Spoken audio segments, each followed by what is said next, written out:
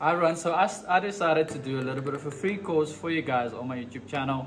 So I have about 600 ideas. I want to take you guys through everything that I know, everything that I've learned in the past 8 years. It's going to be fractal flows, it's going to be what is Forex, it's going to be FIB, it's going to be so many things that you guys won't even understand.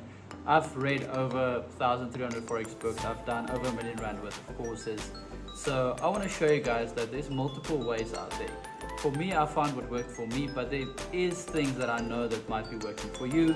So today is the first lesson, and it's going to be about what is Forex, exchange rate, and then finally FIB values and FIB counts, and how to calculate FIBs and points.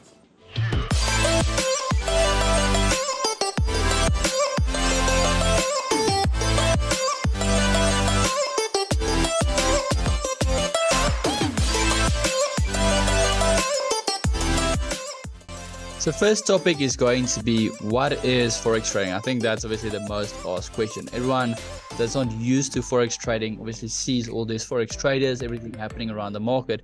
But what physically is Forex trading? So if you travel to different countries, you get the foreign exchange. That's where you get your rands to dollars. If you go to America or if you go to Europe, you take your rands and you give it in and you get euros back.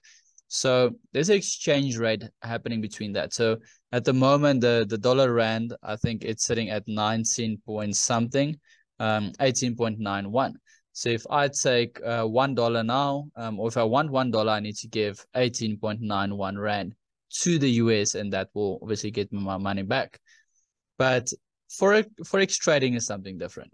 Okay, in Forex trading, there's no physical handing over of money. So I don't physically buy and sell. I bet on the market to go up or down. So because currencies are something that's been stable across the years, they created the foreign exchange market where we can predict if price is going up or price is going down. So now, who's the biggest role players within the market? Number one will obviously be the government. We are working with the world currencies, the world markets. So if there is a shuffling government, that will have an effect on that currency or that country, and that country will have an effect on that currency. So that means the euro will weaken, Eskom, the load shedding obviously weakens the rand.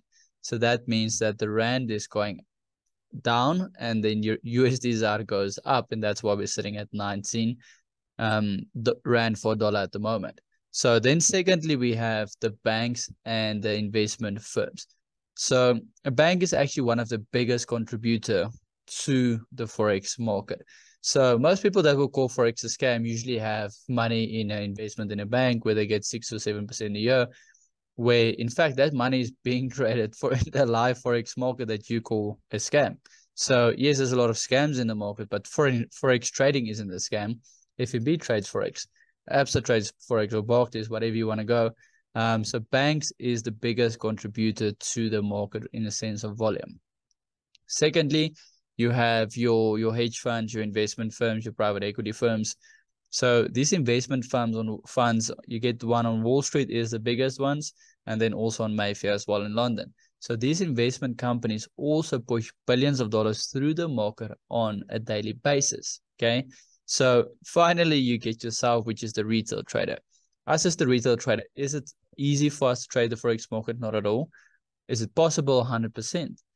Because as these big banks sell and buy from certain levels over time, it creates patterns. That patterns is something we can identify and obviously understand how that patterns move, and then we trade from the same patterns.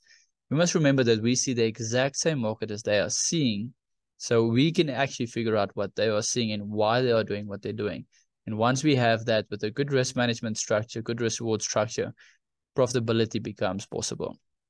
Then when we started trading, well, when I started trading 8 years back, it's going on 8 years this year, there was only a 4.2% success rate in Forex trading. At the moment, we're sitting at 23% retail traders that are successful.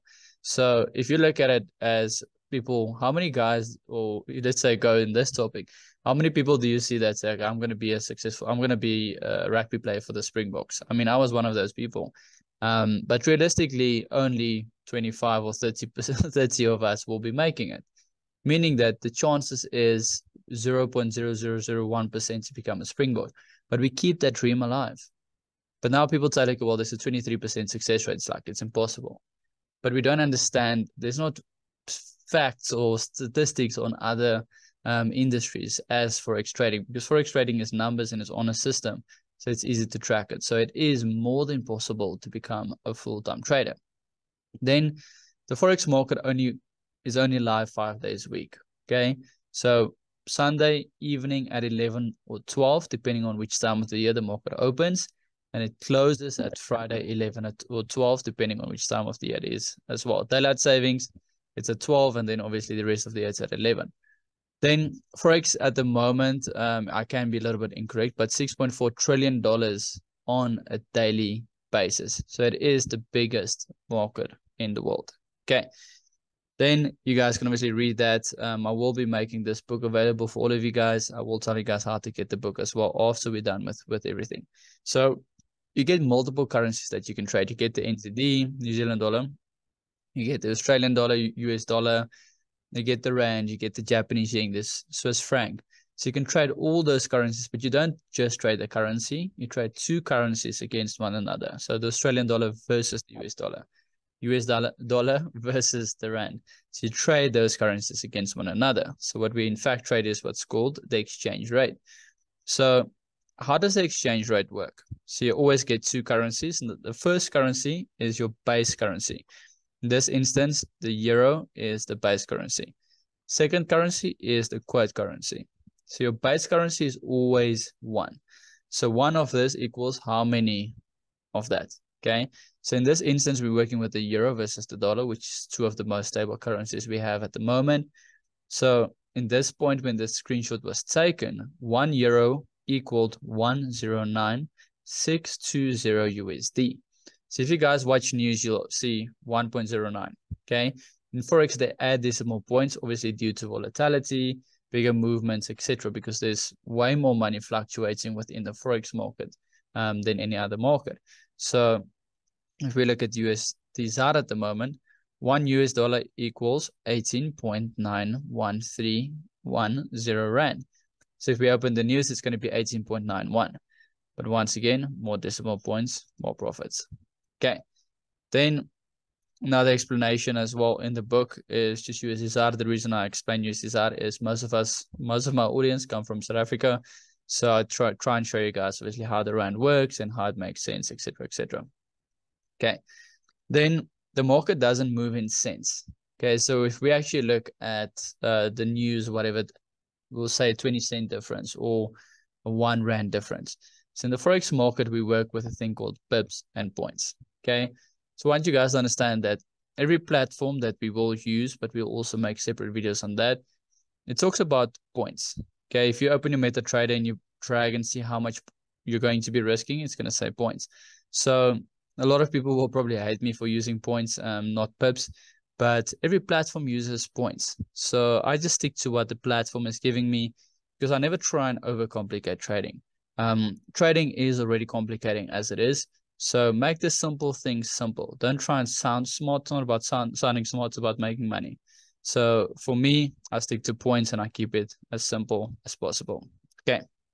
So on the screenshot here, we can see your smallest numerical value, the last figure.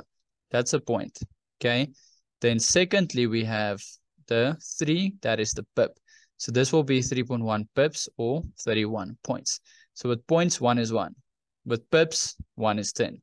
So just stick to points and just say 1 is 1. But once again, for some reason, the word pips sounds smart or better for a lot of people. That's why they use it. So how do you calculate your points or your pips? Okay, you always take, if you think price is moving from that point to that point, you take top minus bottom. So take the dot out and just say 110,068 minus 109,481. So that will equal 587 points. That divided by 10 will be 58.7 pips. Okay. So what's the importance of understanding pips and points?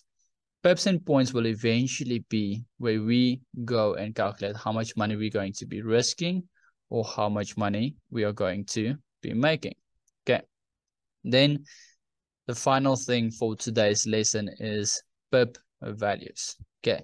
So pip values is something a little bit advanced, but you still need to understand it to be able to trade Forex. So even some of your Forex gurus out there don't even know that there's a different pip value on different pairs. So depending on the volatility and how much people trade the pair, it will be a different pip value. Okay, so let's look at USD at the moment. So let's say we think price is going from this high point over here, okay, to the low point over there. So that's what we are predicting. We're predicting a drop off from that top to that bottom. Okay, so now if we actually take the ruler, that's going to be 1,200 points. Okay, so 1,200 points, or for the clever people or the fancy people, 120 pips. Okay, once again, the platform says points, that's why I use points. So that means that that is the amount of points the market is going to be dropping. Okay, but USD is the most traded currency in Forex. So that means 1,200 equals to 1,200. Okay, but now a currency like Euro AUD, for example, Euro AUD, the euro versus the Australian dollar isn't traded as much. Okay, so you guys will also see a simple move on this pair will be 1,200 points. But USD, a big trade all the way from there to there is 1,200 points. On Euro AUD, a simple candlestick calculates now to 1,200 points. Okay, because of the lower volatility, they push up, well, they push down the pip count. That means if this market moves 1,200, okay, no, 1,200 points, okay, the pip count on this is 0.68. Okay, that means for every 100 points this market moves, it actually only moves 68 points. Okay, so it has a lower pip count due to low volatility. And the reason that is important, if you guys look at this, so you guys will understand selling it later on, but if you're looking for a trade on USD, okay, you're going to sell there at that top, and you want to put your stop loss over there. Look at the stop loss, 191 points. But if we go to Euro AUD, so we want to sell then, we want to put our stop loss above that spikes, 415. Okay, it's really important to understand that if pairs with lower pip counts will lead to bigger stop losses. But 545 is the stop loss, but with the pip count of 0.68, 454 points is the stop loss. Okay, but only 68% of that will be accounted for. So that means it's going to be about 300 and something. Let's say 305 point. So, okay. So it's really important because once we teach lot sizes, you're going to understand that you're going to be using a smaller lot size in Euro AUD than on USD. Thank you for everyone that is watching. I hope you guys enjoyed the first lesson. I know for some of you guys it might be a little bit boring. I always say if you think it's boring for you, imagine me still after 8 years trying to explain to someone what is Forex. I obviously hate that question someone asked it to me, but I do understand some of you guys are new and want to learn really badly. So just stay tuned. We're going to go through a lot of things that I promise you have never seen in your life again. As most of the things that I've learned in my past 8 years I had to learn myself, because back when I started there wasn't courses and YouTubers and things like that. So thank you guys, and I will see you guys on the next